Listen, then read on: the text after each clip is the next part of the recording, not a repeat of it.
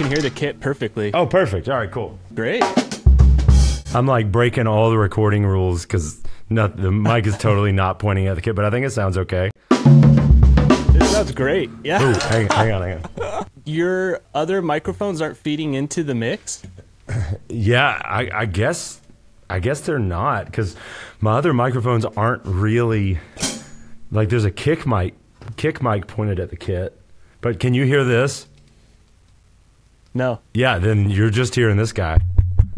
Wow. Dude. That sounds so good. It's sort of crazy, man. Shit, let me turn this gain down just a little more. It's sort of crazy, man. I remember I'm not going to say it's hard to make it sound bad, but it's harder than most kits to make it sound bad, you know?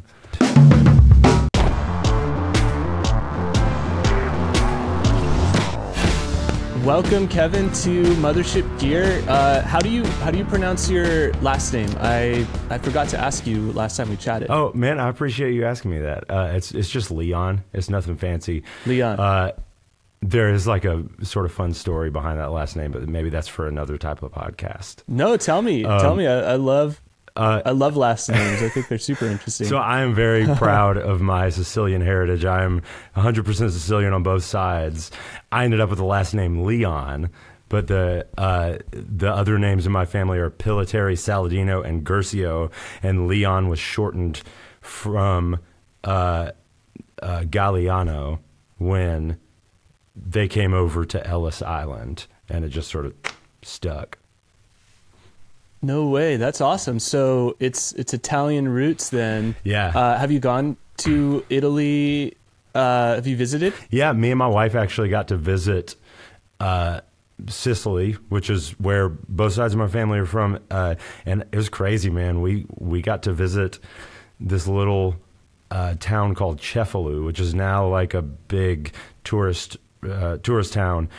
But my great-grandfather on my mother's side was born in Cefalù, and I got to see the courtyard where he was born and raised. And in fact, the courtyard is named Courtyard Guercio, named after my mother's family. It's crazy, dude. It was pretty wild, like visiting the motherland, you know?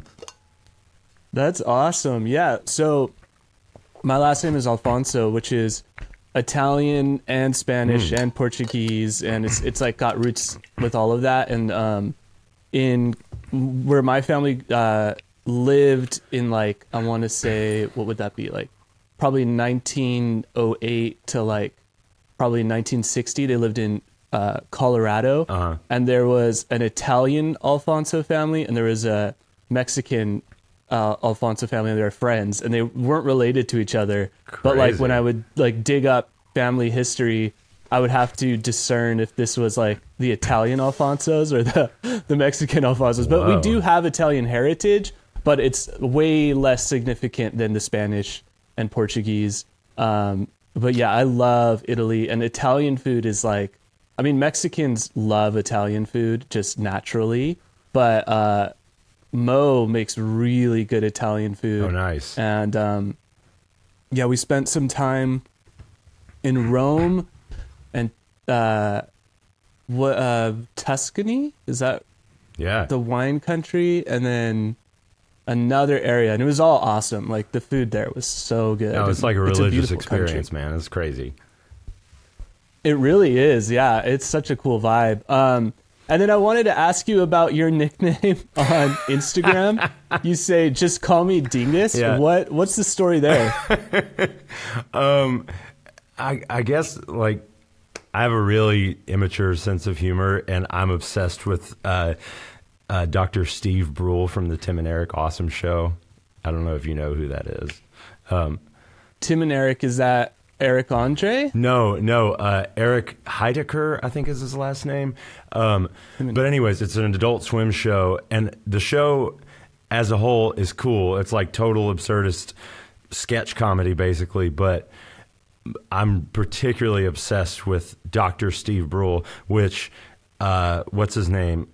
John C. Reilly portrays, but it's a total, like, Andy Kaufman type thing where he won't acknowledge that he is Dr. Steve Brule. So anyways, he calls everybody Dingus, and he gets everybody's last name wrong. And I just at some point started calling everybody Dingus, and then people started calling me Dingus, and it sort of became a thing. And now, like, my road case, when we tour, my road case with all my drums in it is called Dingus One, and like every local crew member in every city sees it and is like, "Oh my God, Dingus! That's the coolest name for a road case ever. What does that mean?" They're like, "Oh, I don't know. It's just our drummer. He's just Dingus." I love that. That's so good. Yeah, and then you also say, is it, how do you pronounce it? Atelian? Atelian? Oh. This is Atlanta, right? Yeah. I'm based in Atlanta. I'm from Birmingham, Alabama originally, but me and my wife have been here in Atlanta for 11 years, so I feel like I'm an adopted Atelian. Atelian. Yeah. Okay, that's how you say that. Yeah. I was like, I know there's a clever way to say that. Oh yeah, it's an Outkast reference. Okay, cool. Okay, so we got Outkast, we got Tim and Eric, Adult Swim. I love how much of a vibe you can get from your personality from each line of your Instagram. I guess that's the goal, right? I mean, like, I feel like once you see a picture of me, you sort of get the vibe immediately. Like, loud colors and big hair. Like, he's obnoxiously loud and goofy. Like, that's sort of all you need to know. I love that. Yeah, so what kit are you showing us today? So this is a 1964 Ludwig kit. Dude, I'm going to be honest, I'm so not a gearhead in general that I'm probably going to get some, like, names and stuff wrong. So if anybody knows the right names of these things, please correct me. But I think it was called a Super Beat or a Pro Beat or something like that. I think it was Super Beat. Also, I'm like just getting over laryngitis or something, so my voice is scratchy. That's why. Your city did it to me, by the way. Being in LA and staying out too late and hanging out at Gold Diggers till like 2 a.m. I think that's what got me. You know, Mo and I were in LA 2 days after you, and we got the same exact thing. Oh, maybe it's in the water in LA. Yeah, no, something's going around LA right now, so I apologize that we infected you. That's all right. It is all your fault, but that's okay. Yeah, so this is a 1964 Ludwig kit in, I think, like I said, I think it's Super Beat sizes. Somebody correct me, please. 13-inch tom, 16-inch floor tom, 22-inch kick drum in Red Sparkle, and I got this off of some dude on Craigslist in, I think, July of 2018. And I do just want to put out in the universe that I am a very proud CNC drum company endorsee, but the cool thing about CNC is that they're like vintage gearheads too. They love old instruments. So I feel like they're supportive of just playing cool old sounding stuff. In the words of Jesse, my artist rep over there, they just want to make people who they think are making cool music make cool music. So I think they're just supportive of anything that is going to help make the sounds we want to make. So yeah, I'm a CNC artist, and part of the reason why I love those drums is because they sound like the old drums that I really love. They're modeled after like old Gretsch and old Ludwig and old Slingerland and stuff like that. And they can take a beating because they're new. Like, touring with vintage gear is a roll of the dice, you know? Yeah, so did you take this on the road in the past? And what was that experience like? Yes, so I took this on the road for about the first year of my tenure with St. Paul and the Broken Bones. And there's actually sort of at least to me, a sort of interesting story about how all this unfolded. But I took this on the road for the first year, and I loved it, and I got a lot of comments on it. Sound engineers really liked it. But it's old, and the hardware is old, and after a while, it started getting a little bit beat up. And I was like, man, I love this kit too much. I need to bring it back home. So now it lives here, and I record with it, and I play locally with it. I can't bear to beat it up any more than I have to, you know? Why don't you play a little bit of it? So, yeah, if you guys are just listening on audio, we're remote. So you're in Atlanta. Yeah. I'm in Southern California. and you're using just one mic. What microphone are we hearing? Dude, this is an MXL 603S. It's like a super cheap, I think like maybe Chinese made pencil condenser that I got years ago. And I usually use it. I use two of these as overheads, or I do like the Glyn Johns thing, but I have this little windscreen, so I'm just using it to talk today. But it sounds like it's maybe a little harsh on the high end, but it sounds surprisingly good. Yeah, we were both saying, before we recorded that, it's kind of shocking how well it's picking up the kit right now. And it's not even pointed at the kit. I know it's a condenser, but it's pointed at me. And as long as I don't play too hard and make it clip or something, it sounds pretty good. All right, yeah, go ahead and play the kit for us. All right.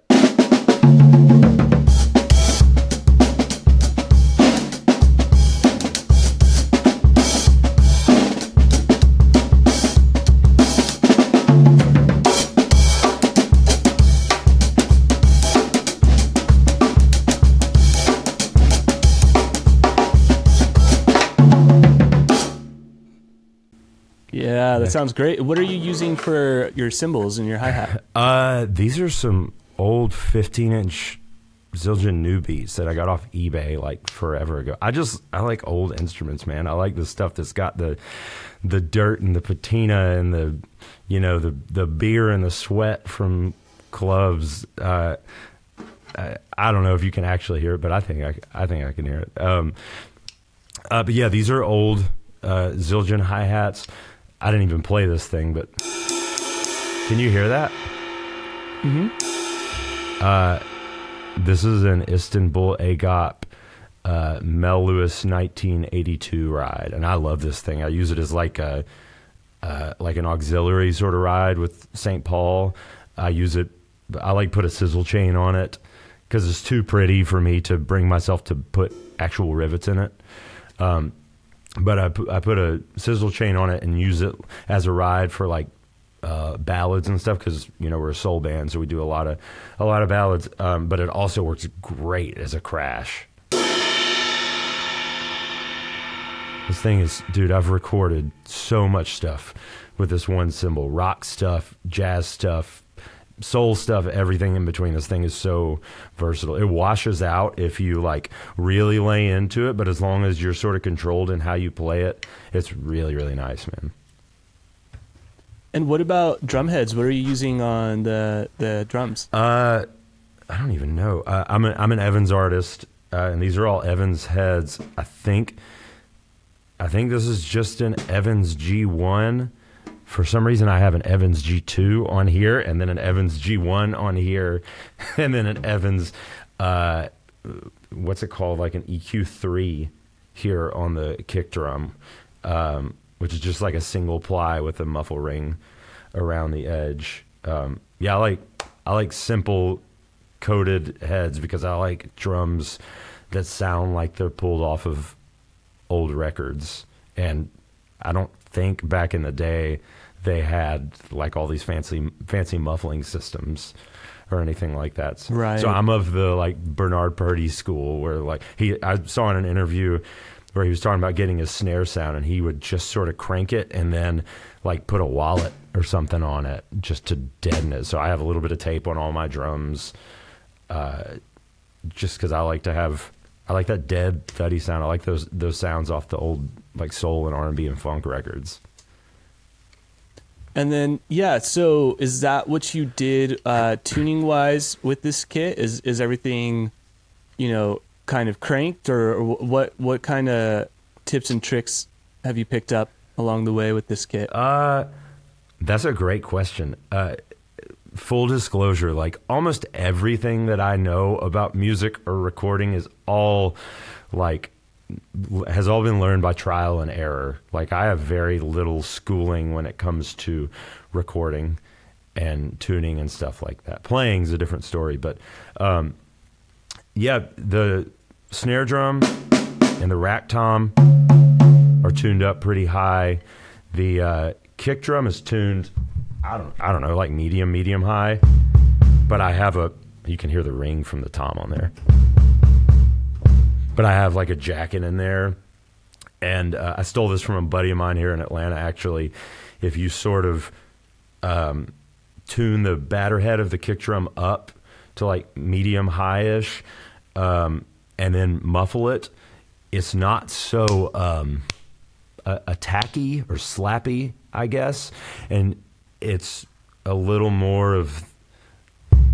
I'm so bad at describing sounds. It's a little like warmer and rounder and thumpier than it is splatty.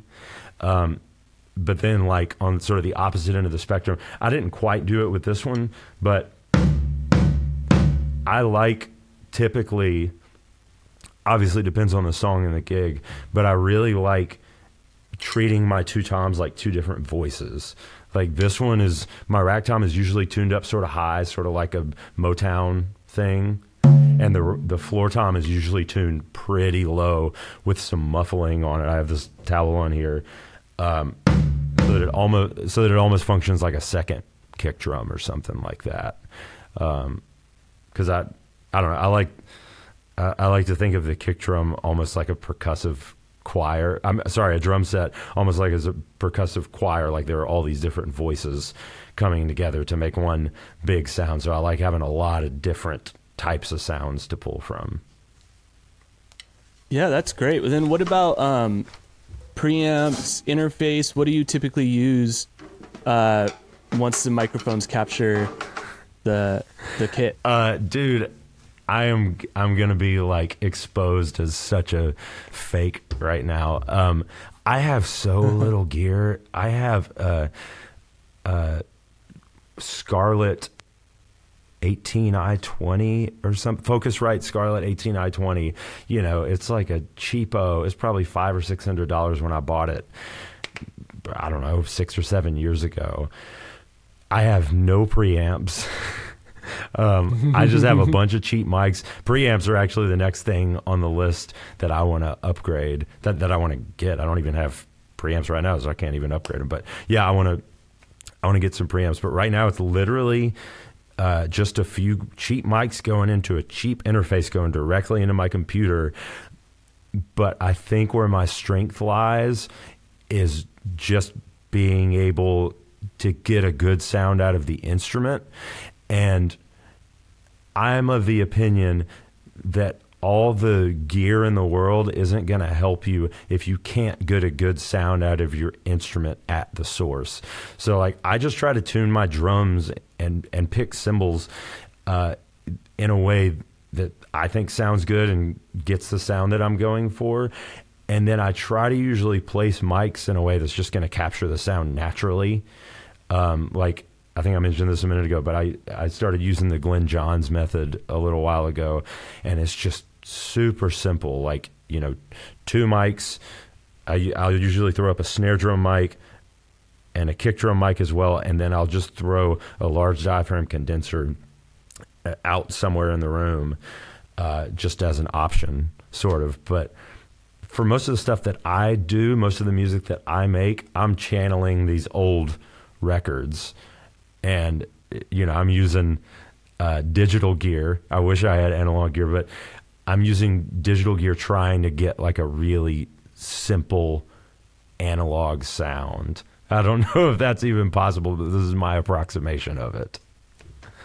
No, yeah. I mean, the way that I found you was on Instagram, and you've been doing these really cool videos, and the sound is what caught my attention. Oh, cool. So, like you're saying, the tone is definitely in the hands and the drums, and it's like, yeah, you can get 99% of the sound with the instrument and the human being. No doubt, man. I mean, I would take a competent player and crappy gear over great gear and a crappy player any day. And I also just want to be clear, I'm not trying to sit here and toot my own horn and talk like I'm the baddest drummer on the planet.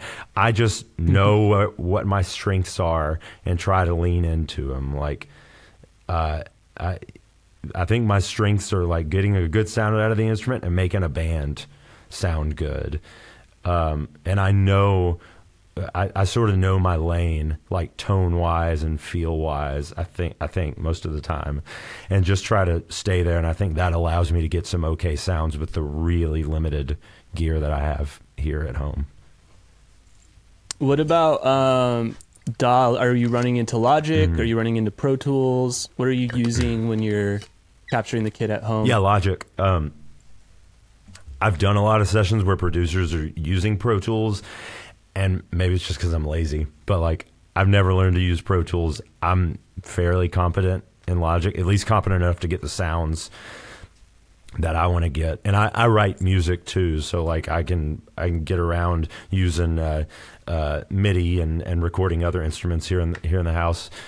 But yeah, Logic is just so user-friendly and so easy, especially if you're a DIY creator and artist like me. I don't have a big studio setup or a real engineer working with me, and it just makes it so easy on somebody like me. Yeah, what about plugins? Do you have any go-to plugins when you're sending drums to clients? Do you just send them the raw audio files separated out? Do you add your own processing to it? It really depends on who I'm making the drum tracks for. Some clients just want the raw drum stems, which is easy enough. I just like make sure I'm not clipping and give them plenty of headroom, and that's that. But occasionally clients will ask me, like, can you send me one set of raw stems and then one set of, like, quote, mixed stems? And I put that in air quotes because I am not a mix engineer. I just send them what I think sounds cool. And honestly, I'll EQ stuff just a little bit if there's anything like any unpleasant frequencies or anything in there or anything I want to bring out. But my go-to plug-in for drums is Soundtoys Decapitator. I freaking love that thing. And I never, well, unless I'm going for something really affected or idiosyncratic, I never go crazy with it. It's just like a little bit. And I feel like that's maybe technically like a tube saturation emulator. Is that right? Yeah, I think it's a preamp emulator. I think it's like those different letters. I want to say like the E is for EMI, the T is for like Thermonic, Vulture. It's like all these different preamps that they emulated. So you're getting different preamps distorting, basically. Okay, yeah. So you know so much more about this than I do already. I just, like I said, this is all so like trial and error learning. I just got the preamp because I saw an engineer use it one time, and I started using it. I was like, oh, this is the sound that I want. And I almost always leave it on the first button, which I think is a P. Honestly, I don't even know what it is. Yeah, there's A, E. I think the A is an Ampex. Okay. E, N. I'm guessing N might be for Neve, and then T is that Thermonic thing, and then P. I don't remember what P is that they're modeling. I don't think they officially say on their copy. I think you got to find like the forums to figure out what they're modeling, because they didn't license anything. But it's like one of the go-to plugins for saturating sound. They say the sound of tubes, transistors, and circuitry being pushed to the limit. Yeah, man, I love that sound. And also, cool little Logic hack that I don't even remember where I learned this, but there's a stock Logic plugin. I think it's called like Phat effects, Phat effects. You know what I'm talking about? And it's got all these different plugins on it. It's got like EQ and compression and blah blah blah. But sometimes what I'll do is I'll go in there and I'll turn everything on there off, except there's one, it's called like soft saturation or something like that, and it's basically a tape saturation emulator. And if I just put a little bit of that in there, it softens the sound a little bit. You can also do the same thing with the stock Logic tape delay. Just turn off all of the delay, and you get the tape sound. And I'm sure there are better tape emulator plugins, but like I've used that on a few sessions that I've like sent to people for their albums, and people dig it. Honestly, I think part of the reason why I'm sort of averse to becoming like a gearhead and really going down this gear rabbit hole is because I think if I did like a blindfold test and listened to like, for example, a stock Logic plugin and some $300 plugin, maybe I could tell the difference. But I don't know, man. Like my ethos is just if it sounds good, it sounds good. And that sort of applies to everything, like rhythm, harmony, instruments, arrangements. Like it can be so easy to get caught up in the gear and the theory and the technique and all this stuff. It's like, it's music, man. You hear it with your ears. Like if it sounds good, it sounds good.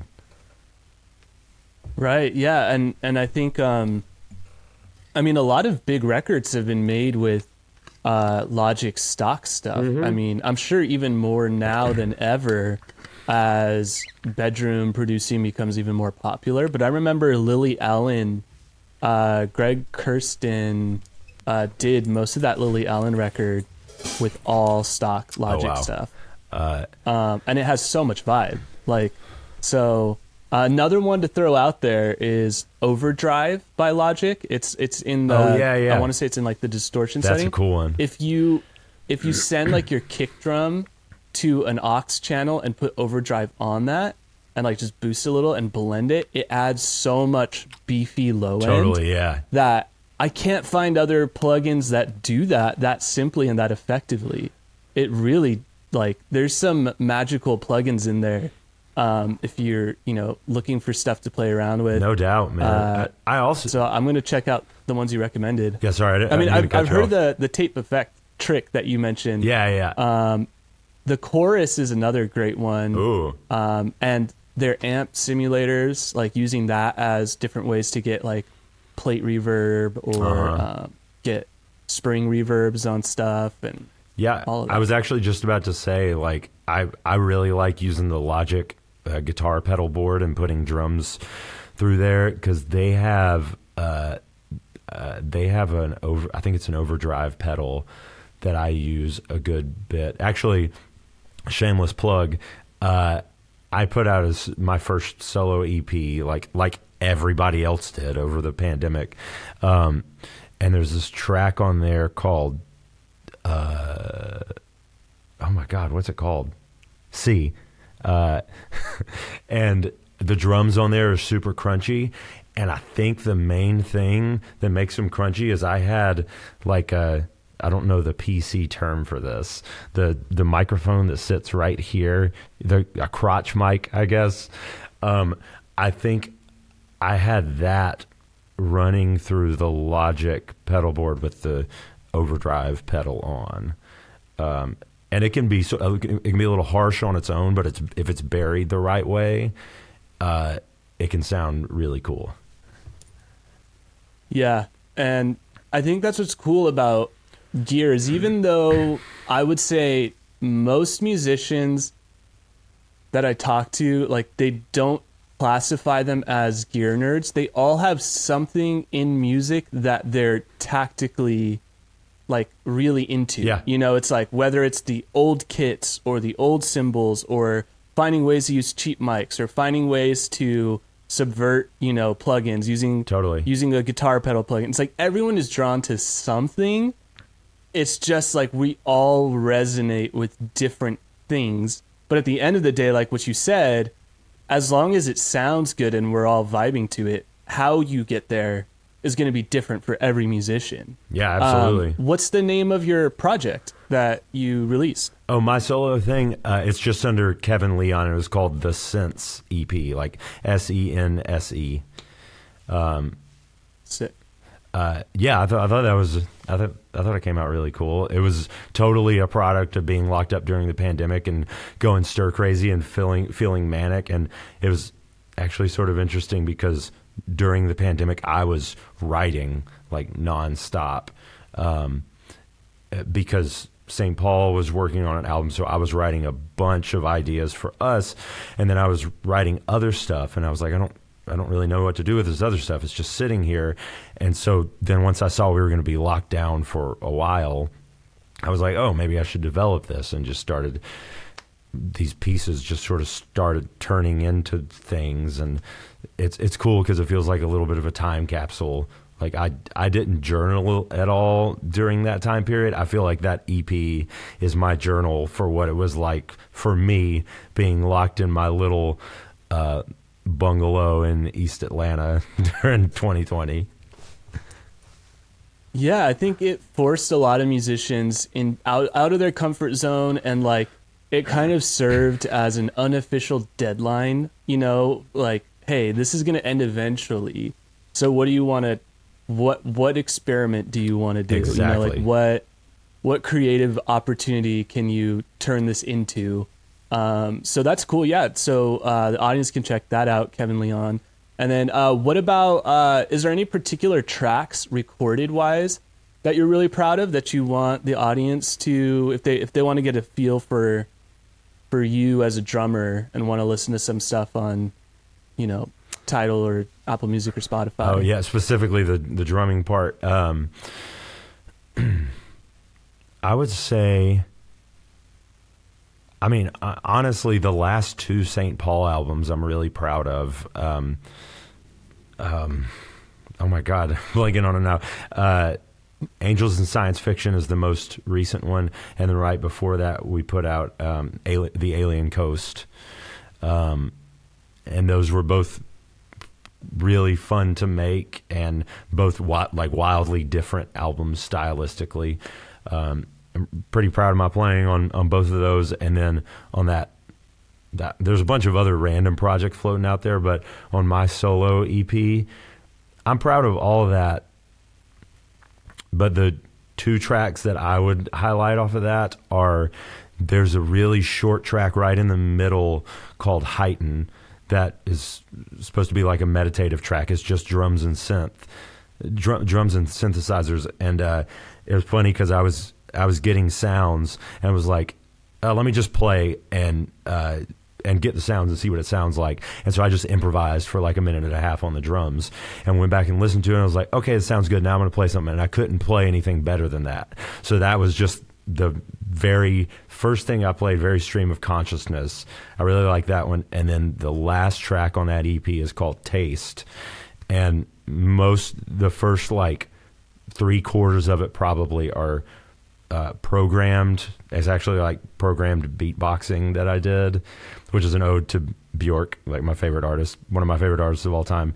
But the outro of it, the real drums come in and it's just me going nuts for about a minute. Rad. Last question I wanted to ask you was, when you think of this kit, what drummers come to mind? Like, who are the drummers that inspired this dead sound that you've been describing, this like warm kind of? Yeah. Honestly, he's maybe not the biggest influence on me playing wise, but tonally Ringo Starr. Like, this is the Ringo sound. Like, he's the one that sort of made 60s Ludwig a thing, and that's why they got so huge. You know, they played the Ed Sullivan Show, and it went crazy. So tonally, Ringo for sure. And I mean, don't get me wrong, I'm not saying Ringo can't play. I love Ringo's playing. In fact, Strawberry Fields Forever is like a way underrated Ringo track. It's so funky. But then studio guys who were playing stuff like this, like I think like Round Overbearing Edges, Soft Woods, like Bernard Purdie and James Gadsden. I feel like Gadsden would tune his stuff up a little higher a lot of times, but Purdie's was a lot of times tuned sort of low and super dead. And I just feel like having that really dead, thuddy sound really like puts it on the player to get their point across. Like, you can't, it's almost like you can't rely on hiding behind the tone or the sustain of the instrument. It's like you're just sort of naked and bare, You know what I mean? And there are a lot of modern players too that do that type of thing that I'm really into. Like D'Anthony Parks is awesome at that stuff. He plays really big, a lot of times really big old drums, super dead. JD Beck is doing really cool stuff with that. Same type of thing, old drums, pretty dead. Yeah, I don't know. It's just a thing. And anytime I sit behind a kit that sounds like this, it feels like me. You know what I mean? Sneaking in one last question. Would you say that was your guys' philosophy on the last two St. Paul albums, or were you guys taking a different approach? Essentially, if people go listen to that album, are they going to hear dead drums? Was there any kind of engineering stuff that you guys had fun with on that record that stood out? So it's interesting because the last two records are so wildly different. One before last, the Alien Coast, was almost like our Kid A. It was like a complete stylistic departure because St. Paul got famous as like a retro soul band. And I came on and we were like, hey, let's get crazy. Let's try some stuff. So there's like Prince influenced stuff. There's like Dilla influenced stuff. There's a lot of like, there's even like some Aphex Twin influenced stuff. So there's all sorts of like engineering and studio tricks on that. But Angels in Science Fiction, the most recent one, is much more like subdued and intimate. And the way the instruments were recorded was a lot more like old school. We even recorded in Phillips recording studio in Memphis, and Matt Rossbang produced and engineered it. And so the drums, the Rhodes, the guitars, everything is mic'd and made. We wanted everything to sound really natural, like you would hear it in the room, almost like you're sitting in the room and we're playing for you, you know. Rad. Well, I appreciate all of this knowledge. I think, you know, this episode has been really fun to get to talk to you with this kit and hear your perspective on drumming. Where can our audience follow you and keep up with all the music you're making? I'm on Instagram at Percussion Kevin. I think I'm Percussion Kevin on all the social media platforms, TikTok, Facebook, whatever else there is. And then kevinleon.com. I should probably go update that, but I think tour dates and stuff are on there. But Instagram is probably where I'm most active. Rad. Well, thank you again for hopping on and talking music. This was super fun, and yeah, we'll see everyone next time. Thanks for watching, and thanks again. Yeah, thanks for having me, Spencer. That was a blast. All right, later, guys. See y'all.